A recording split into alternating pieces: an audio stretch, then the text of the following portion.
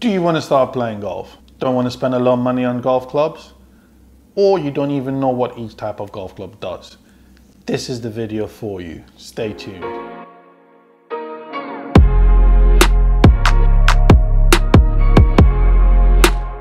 Hey people, welcome to my channel. This is a channel dedicated to all things related to golf and to get a lot more people interested in the game and to love it as much as I do. If you haven't subscribed to my channel, feel free to hit the subscribe button. Hopefully you can get to enjoy the content. So today's video is going to be how to start playing golf or how to buy golf clubs cheaply. If you're just starting out, you're not Tiger Woods, you're not Rory McIlroy, you're not DJ, you don't need to spend 3-5 grand on a set of golf clubs. It's not going to do you any good initially if you're starting out the game. The first tip is, if you are going to start playing golf, buy a second-hand set of golf clubs. The chances are within 6 to 12 months, you will become better and you will get a newer set of golf clubs anyway. So why spend a lot of money now when you're just starting to play the game? But before we go into buying a set of golf clubs, we need to understand what each type of golf club does. So number one, the first type of golf club is the big dog. This is the one people really like to hit the most because it goes the furthest. I've never really been a great driver of the golf ball, but I can move it out there. 300 yards plus, I think. Okay, the driver and the 3-wood, and let's say a 5-wood, make up what we call woods. Again, they go the furthest. Again, some people would say if you're starting to play golf, maybe get a 3-wood instead of a driver. But again, I don't see the point. If you're standing on the tee box, don't be a pussy. If you're starting, no one cares. It's going to go it's going to go out of bounds anyway. Get a driver, hit it as far as you can. But yeah, the first set is called woods. Now we move on to the irons. Again, these are regularly used. This is what you hear our fairways. The rough, for those of you that will go in the shit or in the woods, yeah, you'll be using these to hack them out. Now, the lower the number, the further the ball will go. So normally iron sets come in 4 to a pitching wedge.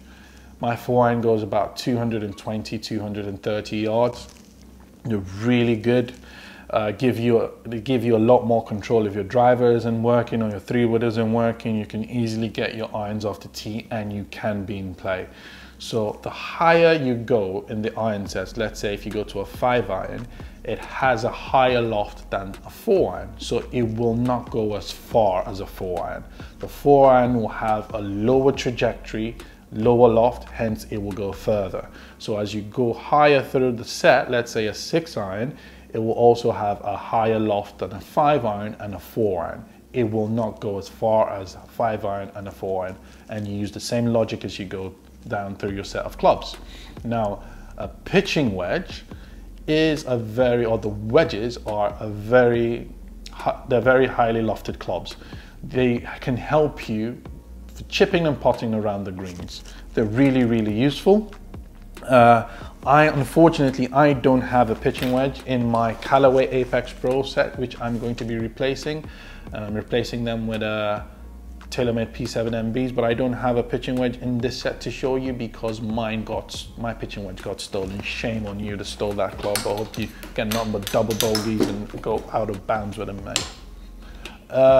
So yeah, I normally play, again, if those of you that will be going through into the sand quite a bit, you would use something called a wedge. Normally, golf iron sets go through from a 4-iron to a pitching wedge. You can also get a sand wedge for hitting out of the bunker. But again, I don't have a sand wedge. I went and bought a set of wedges. So I have a Titleist SMA Vokey wedges. They really do the job for me. And I normally have like a 4 degree of separation through my wedges. So I have a 52-degree wedge, I have a 56-degree wedge, and I have a 60-degree wedge. Again, if you're starting out, you don't need to be that elaborate. All you can do is just buy a sand wedge and you can get cracking. So that's with the irons. Now, the most important club in the bag, for me, my strongest part of my game is the putter. So this is the one you'd use the most. So you can bomb it You can be a DeChambeau and hit it 400 yards plus. Your iron play can be as good as Colin Morikawa. However, if you cannot put the ball in the hole, you're not going to score. The one you use to on the greens will be the putter. You don't need to spend that much money on a putter. Putters start from anything from 20 quid to 250, 300 quid if you go for a Scotty Cameron. Again, you're just starting out, your technique is going to be shit anyway. So just get something cheap and cheerful for now. Within 6 to 12 months, the odds are likely that you will change them. Okay, that's essentially all you need to know in terms of the types of golf clubs. So let's get stuck in. Where's the best place to buy cheap or secondhand golf clubs? It's COVID, people. So I'm having to do this from the comfort of my living room. I can't actually go out and show you shops, physical high street shops. Again, we don't really have that here. The best place to get a second-hand set of golf clubs will be online. Okay, what are the best places online to go? You can go to GolfBid, and I'm not really recommending them at first, but for me, in terms of quality second-hand clubs, if you have a bit more to spend, I think GolfBid is the place to go. However, this video is focusing on how to start playing golf for as cheap as possible. So the best websites to go to or marketplaces to go to for cheap secondhand golf clubs are eBay and Facebook Marketplace. You can almost get a set of clubs that are 5-10 years old. You can get something cheap and cheerful to start, because odds are, if you've probably played the game, you've borrowed a set from your uncle or your dad or your granddad or something. Again, you can find a cheap set of golf clubs that you can use to fall in love with the game and smash it as far as you want. We talked about the clubs, right? I know this video focuses specifically on golf clubs, but I'll give you a few other tips for free. One, if you want to start playing golf, there's the myth that it is really expensive to start playing golf. It isn't a myth, it is actually expensive. I'm starting to spend my life savings on the game. Don't let my missus hear that. However, if you want to start playing the game cheap, for one, you can watch a lot of YouTube videos to get you started on the core foundations of golf, the basic principles, beginner golf. There are a few people I can recommend. One, the first set will be Me and My Golf. They're really good. You can join up there. They have programs from beginners to intermediaries to really advanced golfers. I really recommend them. Back in the day, I started using them. Again, obviously, it's down to your personal preference. You have Rick Shields, again, really good, really lovely videos. You can use him. And then you can go for Chris Ryan as well. Again, all decent blokes, really consumed a lot of their content.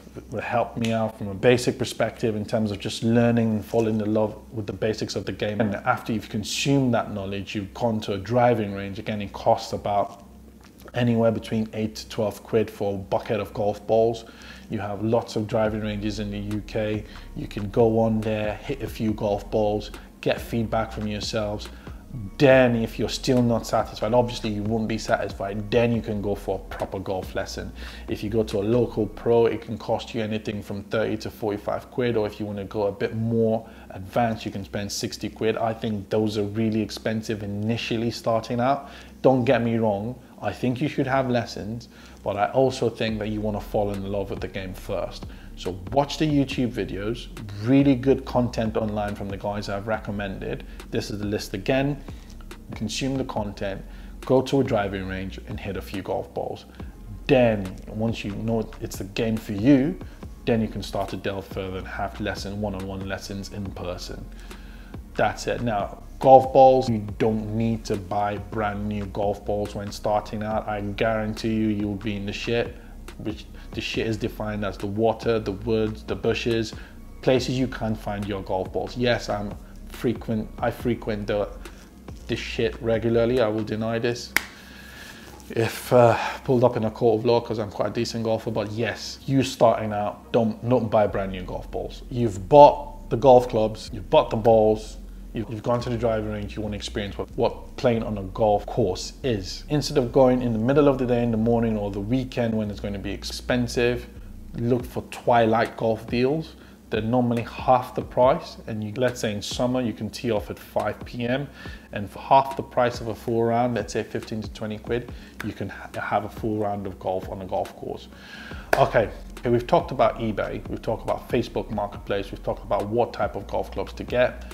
The major brands such as Callaway, Ping, Titleist, TaylorMade, Cobra, Mizuno irons, a variety of golf clubs you can get. If you want to go for something more expensive or you have the money, you can get sets like PXG, Miura, Honma. Those are quite expensive. Again, I don't recommend you get them initially. You can get a set like, if you want to go really cheaper or slightly cheaper than the more established brands, you can go for a Ben Ross, even Wilson. It's a lot cheaper. You can start out cheap. In 6 to 12 months, you can change your golf clubs.